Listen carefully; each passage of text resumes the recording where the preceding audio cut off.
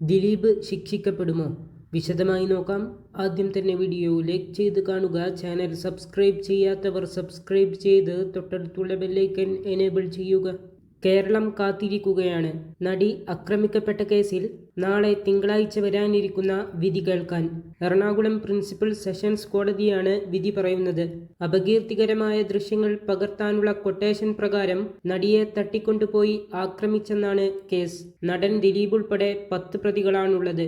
Pulsar Suni എന്ന NS Sunilkumar 1-ാം പ്രതിയായ കേസിൽ ദിലീപ് 8-ാം പ്രതിയാണ്. സുനിയേക്കാൾ ദിലീപിന്റെ കാര്യത്തിൽ കോടതി എന്തു പറയുമെന്നാണ് ദിലീപിനെ അനുകൂലിക്കുന്നവരും എതിർക്കുന്നവരും പൊതുജനങ്ങളുമെല്ലാം കാത്തിരിക്കുന്നത്. ക്രിമിനൽ ഗൂഢാലോചന, തെളിവ് നശിപ്പിക്കൽ തുടങ്ങിയ കുറ്റങ്ങളാണ് ദിലീപിനെതിരെയുള്ളത്.